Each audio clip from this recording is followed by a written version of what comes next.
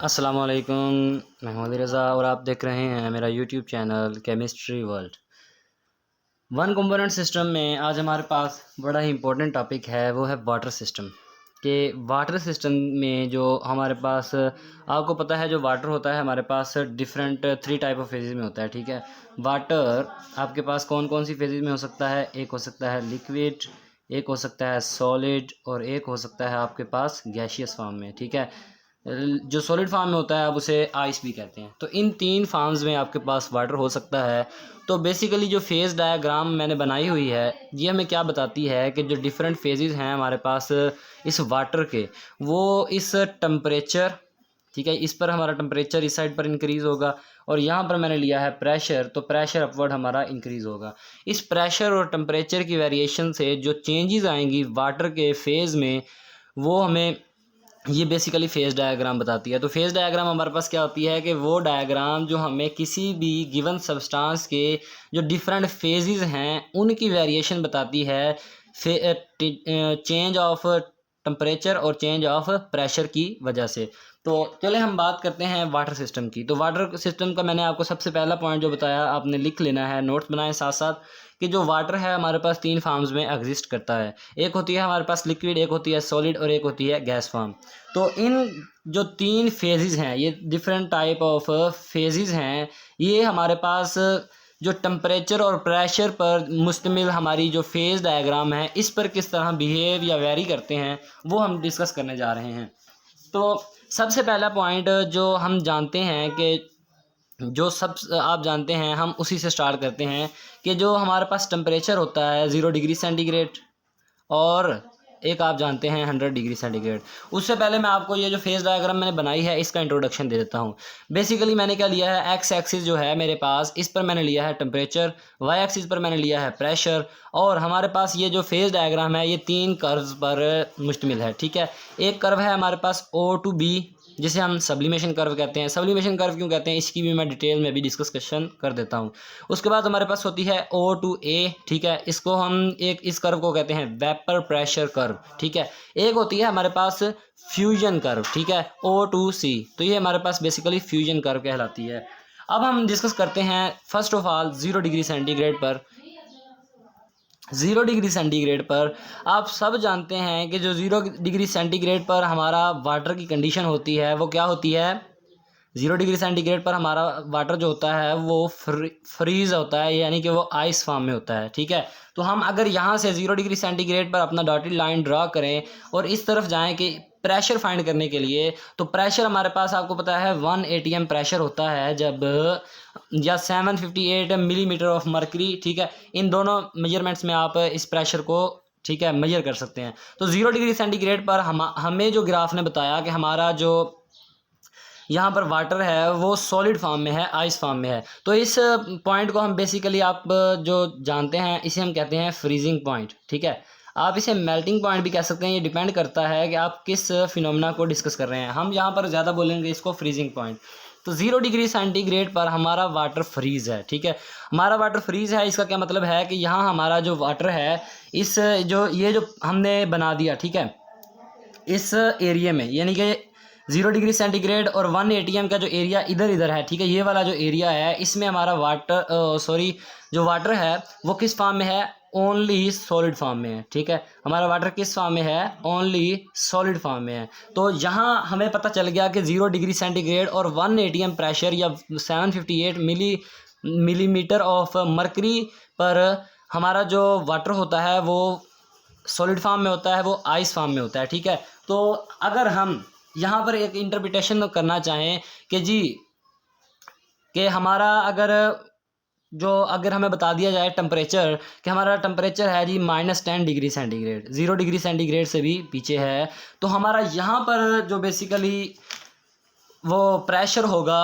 वो बताएं तो आपको बताना मुश्किल हो जाएगा। इसी तरह मगर यहाँ पर आप कंडीशन बता पाएंगे वाटर की कि वो -10 डिग्री सेंटीग्रेड है, उस पर हमारा जो वाटर होगा वो किस फेज़ में बिहेव करेगा, तो वो आप बता सकते हैं। क्योंकि यहाँ पर आपको पता होगा कि 0 डिग्री सेंटीग्रेड पर हमारा वाटर जो होता है वो सॉलिड फॉर्म में होता है, तो -10 डिग्री सेंटीग्रेड और 0 डिग्री सेंटीग्रेड से पीछे और 1 atm तक हमारा जो प्रेशर होता है, ठीक है, उससे पीछे 1 atm से पीछे और 0 डिग्री सेंटीग्रेड से पीछे जो जितना भी प्रेशर और टेम्परेचर होगा हमारा, इन दोनों की वैल्यूज़ जो हैं इनसे पीछे जो है 0 डिग्री सेंटीग्रेड और 1 atm, हमारा जो वाटर होगा वो सॉलिड के तौर पर, आइस के तौर पर काम करेगा, वो इस फॉर्म में पाया जाएगा बेसिकली, ठीक है, वो हमारा सॉलिड फॉर्म में पाया जाएगा, ठीक है। तो ये हमारे पास हमारे वाटर की उस वक्त फॉर्म होगी। उसके बाद जैसे जैसे, ठीक है, मैं यहाँ पर मान के चलता हूँ कि मैंने अपना प्रेशर कर दिया कांस्टेंट, ठीक है, मैंने क्या किया, पी को कर दिया कांस्टेंट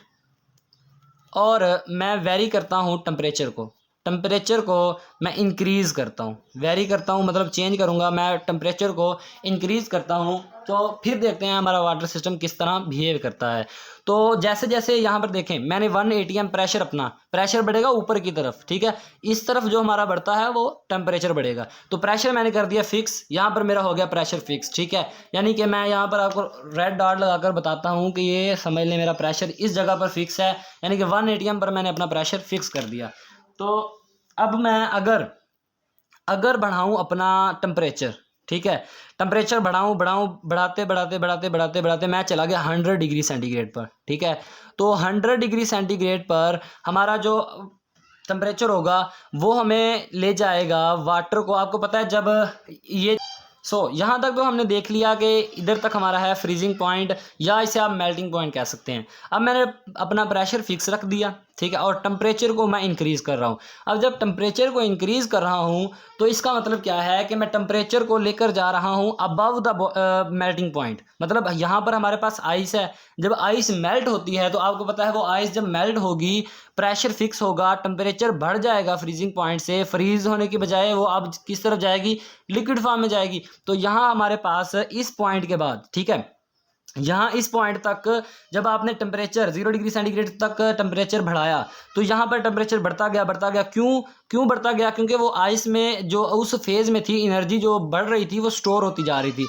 मगर इस पॉइंट तक आते आते, ठीक है, इस पॉइंट तक आते आते आपका जो एनर्जी है वो स्टोर होने की बजाय जब आप 100 डिग्री इस इधर आ जाएंगे ना, इस पॉइंट के ऊपर चले जाएंगे, ठीक है, इस पॉइंट से ऊपर जाने लगेंगे, तब आपकी एनर्जी स्टोर नहीं होगी, तब आपका जो टेम्परेचर होगा वो कांस्टेंट हो जाएगा, वो रुक जाएगा, और आपका जो एनर्जी है वो स्टोर होने की बजाय, टेम्परेचर बढ़ने की बजाय आपका फेज़ सॉलिड फॉर्म से वो लिक्विड फॉर्म की तरफ चला जाएगा। तो हम कह सकते हैं कि इस पॉइंट पर हमारा जो सॉलिड होता है फेज़ वो लिक्विड फेज़ के, ठीक है, सॉलिड फेज़ हमारे पास सॉलिड फेज़ इक्विलिब्रियम में होता है विद द लिक्विड फेज़, ठीक है, तो हमारा सॉलिड और लिक्विड फेज़ इस पॉइंट पर क्या होते हैं, इक्विलिब्रियम में होते हैं। तो हमारा यानी कि इस पॉइंट के बाद ओनली लिक्विड, हमारा जो ये एरिया है ओनली लिक्विड फॉर्म में हमारा इसके बाद एग्जिस्ट करेगा इस एरिया में, मगर वो भी एक हद तक, ठीक है, एक टेम्परेचर की हद तक।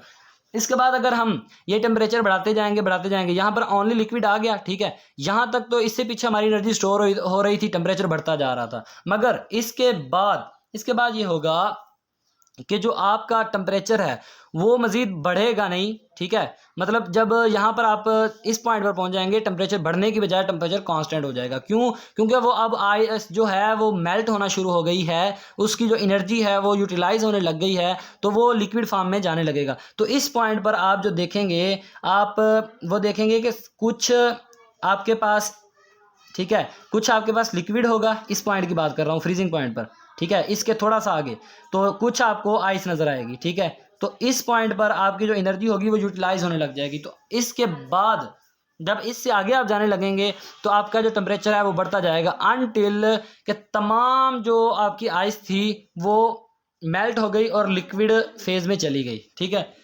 जब लिक्विड फेज़ में चली जाएगी तो फिर एक पॉइंट ऐसा आएगा कि वो अब आइस पीछे रह गया, ठीक है, आइस फेज़ हमारा पीछे रह गया। अब आप टेम्परेचर बढ़ाते गए आप आ गए 100 डिग्री सेंटीग्रेड पर।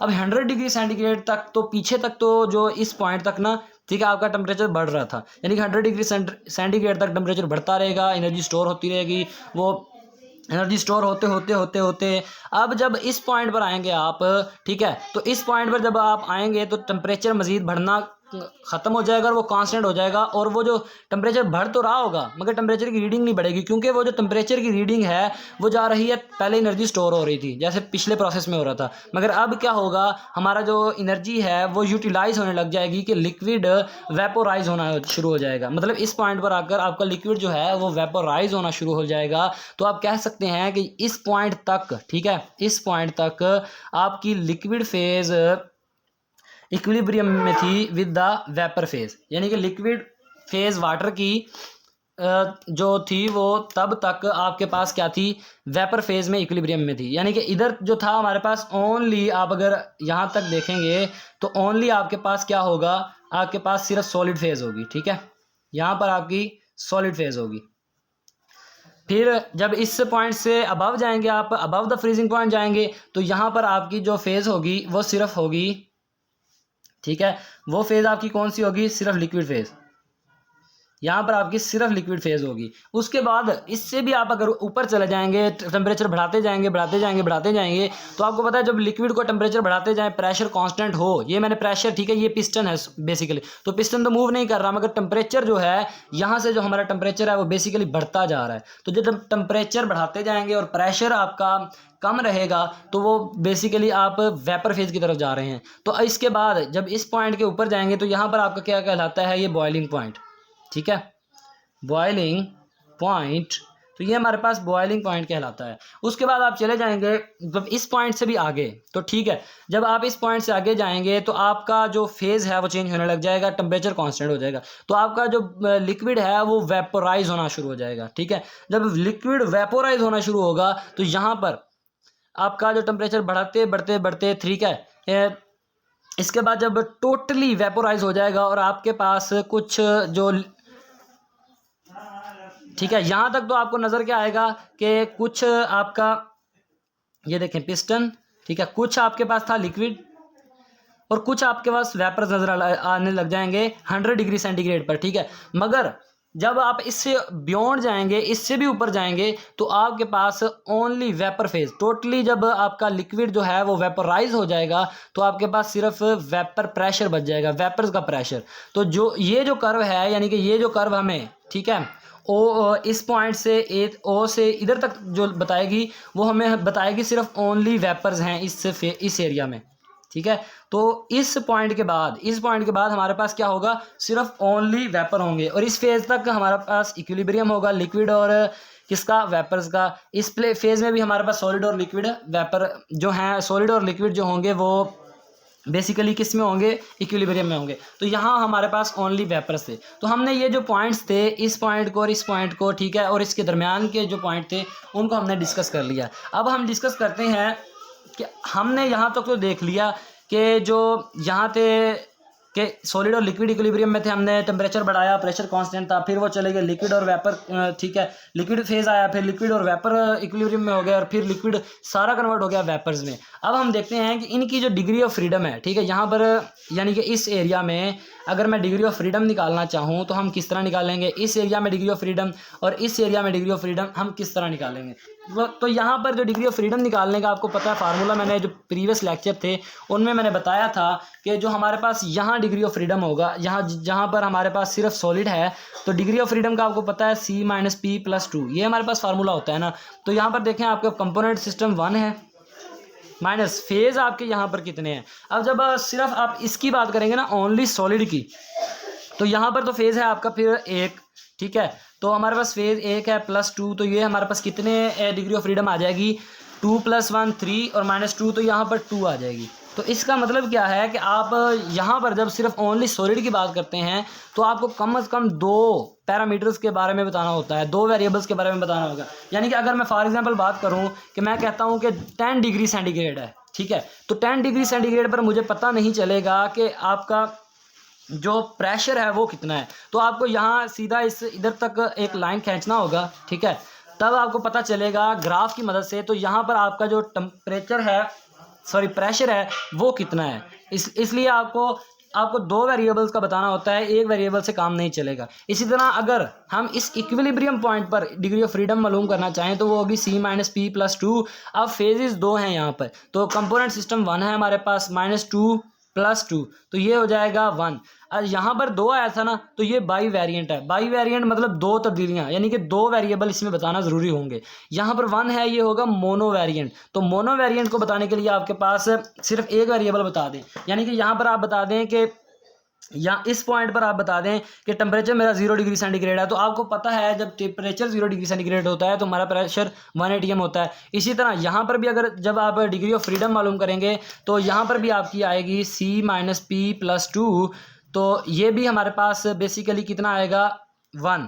तो ये भी यहाँ पर इस इक्विलिब्रियम पॉइंट पर भी ये मोनो वेरिएंट होगा। तो हमें यहाँ पर भी सिर्फ एक बताना है कि हमारे पास 100 डिग्री सेंटीग्रेड टेम्परेचर है, तो हमें पता चल जाएगा कि हमारा जो प्रेशर है वो 1 atm है। ठीक है, 100 डिग्री सेंटीग्रेड पर हमारा जो टेम्परेचर है उस पर हमारा जो वाटर होता है वो अपने बॉइलिंग पॉइंट पर होता है। तो हमें यहाँ पर साफ साफ पता चल जाएगा। इसके अबव जब आप जाएंगे कि 100 डिग्री से अबव जाएंगे, 110 डिग्री है, तो हमारे पास सब तब ओनली वेपर फॉर्म होती है, C-P+2 होता है। तो डिग्री ऑफ फ्रीडम में 1 माइनस यानी कि 1+2, तो ये हमारे पास डिग्री ऑफ फ्रीडम आ जाएगी 2। तो यहाँ हमें 2 पैरामीटर बताने होते हैं। हम कहें अगर कि हमारे पास 110 डिग्री सेंटीग्रेड टेम्परेचर है, तो हमें नहीं पता चलेगा कि हमारे पास वाटर की यहाँ पर फेज़ क्या है। ठीक है, हमारे पास जो प्रेशर है वो कितना है। तो हम यहाँ पर जहाँ पर डिग्री ऑफ फ्रीडम हमारे पास 1 आती है, यहाँ पर यानी कि जब 2 फेजेस इक्विलिब्रियम में होते हैं तो तब हमारे पास आती है डिग्री ऑफ फ्रीडम 1। यहाँ पर आप एक कंसेप्ट बना लें कि जब भी हमारे पास 2 फेजेस वाटर सिस्टम में इक्विलिब्रियम में होंगी तो बेसिकली हमारे पास जो वो सिस्टम होगा वो मोनो वेरिएंट होगा, मतलब पता होगा हमें कि वो एक जनरल पॉइंट होगा। इसके बाद हम चलते हैं एक और पॉइंट की तरफ, वो है हमारा ट्रिपल पॉइंट। ट्रिपल पॉइंट, अच्छा, ट्रिपल पॉइंट पर मैं आपको एक चीज़ बताता जाऊँ कि आपको पता है कि यहाँ तक, ठीक है, यहाँ इसके नीचे आ जाएं आप तो हमारा क्या आ रहा है, सॉलिड इक्विलिब्रियम में है लिक्विड के, सॉलिड इक्विलिब्रियम में है लिक्विड के, सॉलिड इक्विलिब्रियम में है लिक्विड के।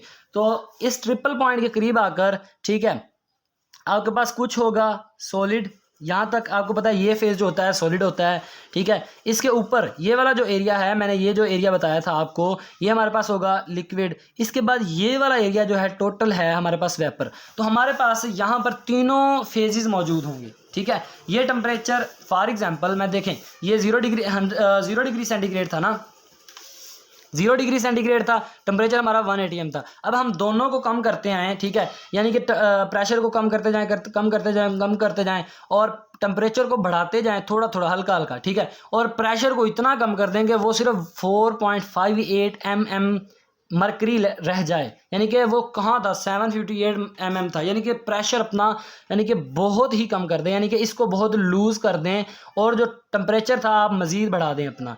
ठीक है, टेम्परेचर आप अपना मज़ीद बढ़ा दें तो होगा क्या कि वाटर कुछ ऐसे फेज़ में आ जाएगा कि कुछ वहाँ पर, ठीक है, यानी कि वो ऐसे फेज़ में आ जाएगा, आपके पास कुछ ऐसा फेज़ आ जाएगा। ठीक है, यहाँ आपका पिस्टन आ गया, थोड़ा प्रेशर लूज़ किया है हमने। ठीक है, तो आपको कुछ ऐसा फेज़ आ जाएगा कि आपके पास सॉलिड भी होगा, ठीक है, सॉलिड भी मौजूद होगा, आपके पास लिक्विड भी होगा और आपके पास वेपर फेज भी मौजूद होगा। तो ऐसा पॉइंट जहां वाटर के तीनों फेजेस मौजूद होते हैं, जहां हमारा प्रेशर 4.58 mmHg होता है और टेम्परेचर 0.0075 डिग्री सेंटीग्रेड, मतलब 0 डिग्री सेंटीग्रेड से थोड़ा सा ऊपर ले जाएं टेम्परेचर को और प्रेशर को ले आएँ 4.58 पर। ठीक है, तो वहाँ पर हमारे तीनों फेजेस इक्विलिब्रियम में पाए जाते हैं। वो फेज़ हमारे पास कहलाता है वाटर सिस्टम में ट्रिपल पॉइंट। तो ये हमारे पास क्या कहलाता है, ट्रिपल पॉइंट। ट्रिपल पॉइंट ये हमारे पास क्या कहलाता है, ट्रिपल पॉइंट। अब अभी तक हमने जो पॉइंट्स क्लियर किए वो थे, हमारे पास एक ट्रिपल पॉइंट था, एक फ्रीजिंग पॉइंट था, एक बॉइलिंग पॉइंट था। ठीक है, और एक हमने देखा इनकी वैल्यूज़ याद रखी। ठीक है, अब हम क्या करते हैं, तब तक जो हमने वेरी किया था वो था हमारे पास सिर्फ टेम्परेचर, हम टेम्परेचर को वेरी कर रहे थे।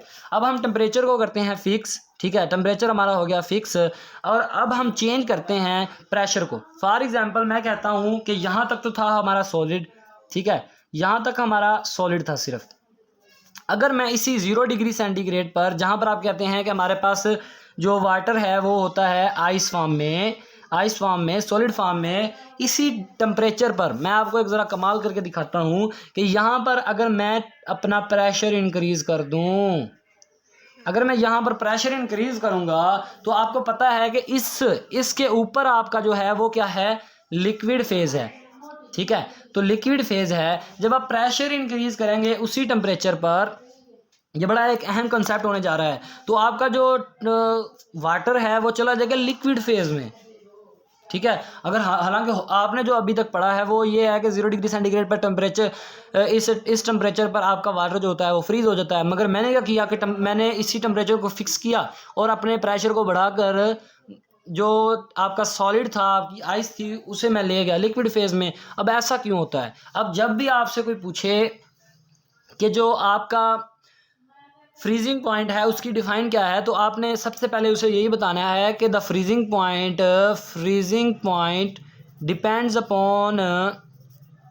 अपॉन प्रेशर मतलब प्रेशर पर भी डिपेंड करता है कि सिर्फ वो टेम्परेचर ही नहीं 0 डिग्री सेंटीग्रेड आपने बता देना है कि अगर वो प्रेशर 0 डिग्री सेंटीग्रेड है मगर प्रेशर 1 atm से वो ऊपर ले जाए, मैं कहता हूँ कि इस पॉइंट पर वो ले जाता है प्रेशर को 2 atm पर प्रेशर ले जाता है, तो 2 atm और 0 डिग्री सेंटीग्रेड पर आपका जो वाटर है वो सॉलिड नहीं होगा, वो लिक्विड फेज में चला जाएगा। ठीक है, तो ये एक कंसेप्ट था कि अगर आप टेम्परेचर को फिक्स रखेंगे और प्रेशर को इंक्रीज करते जाएंगे तो आपका जो वाटर है वो सॉलिड से लिक्विड फेज में चला जाएगा। इसी तरह अगर आप टेम्परेचर को, ठीक है, टेम्परेचर को फिक्स रखें और चाहें कि जो आपका लिक्विड फेज है वो 2 atm से नीचे आ जाए, यानी कि वो लिक्विड फेज से फिर सॉलिड फेज में आ जाए, तो आप कहेंगे कि उस टेम्परेचर को आप प्रेशर को फिर नीचे ले जाएं। ठीक है, प्रेशर को कम करेंगे ज़रा तो आपका जो लिक्विड है वो फिर सॉलिडिफाई हो जाएगा। तो इस तरह आप ये पॉइंट भी याद रखेंगे, जो फ्रीजिंग पॉइंट है depends on pressure whether it is 1 atm और not, whether it is 1 atm और नॉट। तो ये आपका एक कंसेप्ट और भी क्लियर होता है। इसके बाद ये जो आपका बेसिकली ये जो कर्व्स हैं आपको इनकी डिफाइन तो पता ही होगी। सब्लिमेशन का मतलब होता है कि सॉलिड का डायरेक्टली कन्वर्ट होना वेपर में या गैशियस फॉर्म में। ठीक है, सॉलिड जब डायरेक्टली कन्वर्ट होता है वेपर फेज में तो ये हमारे पास क्या कहलाता है, सब्लिमेशन। तो यहाँ पर इस कर्व पर अगर आप गौर करें तो बेसिकली यहाँ पर हो क्या रहा है कि आपको पता है कि जब इस पॉइंट से आप बियॉन्ड जाते हैं तो आपका वेपर फेज शुरू हो जाता है, यानी कि आपका वाटर बॉइलिंग पॉइंट की तरफ जाता है, यानी कि इस जगह पर हमारा बॉइलिंग पॉइंट होता है। ठीक है, 100 डिग्री सेंटीग्रेड पर। अब अगर आप अपना प्रेशर वही 1 atm रखें मगर टेम्परेचर, ठीक है, मतलब टेम्परेचर आप अपना फिक्स कर दें 100 डिग्री सेंटीग्रेड पर और फिक्स करें तो आप डायरेक्टली जो वाटर है, ठीक है, वाटर इन लिक्विड फेज जो है वो आप डायरेक्टली कर सकते हैं वाटर इन गैशियस फेज। तो ये आपका डायरेक्टली सब्लिमेशन होता है। ठीक है, ये आपका क्या होता है, डायरेक्टली सब्लिमेशन होता है, क्योंकि यहाँ पर आपका एक किस्म का एक इक्विलिब्रियम होता है लिक्विड फेज और गैस फेज में। जब आप इससे बियॉन्ड जाते हैं, जिस तरह आप यहाँ पर लिक्विड और आपका सॉलिड फॉर्म था, ठीक है, वो इक्विलिब्रियम में था, तो वो थोड़ा सा आप फ्रीजिंग पॉइंट से आगे गए तो वो अपना लिक्विड में चला गया। लिक्विड से यहाँ पर लिक्विड और वेपर थे तो वो थोड़ा सा आप इक्विलिब्रियम से बियॉन्ड गए तो आपका वो लिक्विड से वेपर में चला गया। इसी तरह यहाँ पर जो सॉलिड है आपका, सॉलिड और गैस जो है ये इक्विलिब्रियम में होते हैं। आप जब इससे आप बियॉन्ड जाते हैं तो वो सीधा डायरेक्टली सॉलिड से लिक्विड में चेंज होने की बजाय वेपर में चला जाता है। तो ये आपके पास सब्लिमेशन होता है। तो ये जो हमारे पास ये जो कर्व है O to B, ये हमें सब्लाइम होने का बता रही है आइस का सीधा गैशियस फॉर्म में। इसके बाद आपके पास है जी ये फ्यूजन कर्व। ठीक है, ये जो है फ्यूजन कर्व, फ्यूजन बेसिकली क्या होता है कि आपका लिक्विड फेज का डायरेक्टली चेंज होना, सॉलिड फेज का लिक्विड में चेंज होना। तो यहाँ पर इक्विलिब्रियम में ये जो कर्व हमें बता रही है कि इतना ये जो एरिया है ये हमारे पास सॉलिड है। इसके बाद अगर इससे आप बियॉन्ड जाएंगे तो ये लिक्विड होगी, तो ये हमारे पास फ्यूजन कर्व है। ठीक है, और यहाँ पर वेपर प्रेशर कर्व है, तो आपको पता है इस एरिया में आपका वेपर है। ठीक है, तो वेपर का बेसिकली जो प्रेशर बताएगी कर्व, वो ये कर्व हमें बता रही है कि यहाँ इतने एरिया में हमारे पास वेपर कितने हुए हैं, ठीक है, कि इधर वेपर कम हुए हैं ना, तो यहाँ पर वेपर प्रेशर कम है। जैसे जैसे इस कर्व के ऊपर जाएंगे तो आपको पता चलता जाएगा वेपर प्रेशर बढ़ता जा रहा है। तो बेसिकली ये वेपर प्रेशर बता रही है हमें ये कर्व, तो ये वेपर प्रेशर कर्व कहलाएगी हमारे पास। तो ये था आज का हमारा लेक्चर, जिसमें हमने देखा कि जो वाटर फेज का है वाटर सिस्टम का वन कंपोनेंट हम देखते हैं कि वन कंपोनेंट में एक वाटर सिस्टम है, ठीक है, और वाटर सिस्टम की हम जब फेज डायग्राम ड्रा करते हैं तो वो किस तरह प्रेशर और टेम्परेचर के चेंज से वो बिहेव करता है डिफरेंट फेजेस में। अल्लाह हाफिज़, अल्लाह निगहबान, थैंक्स फॉर वॉचिंग।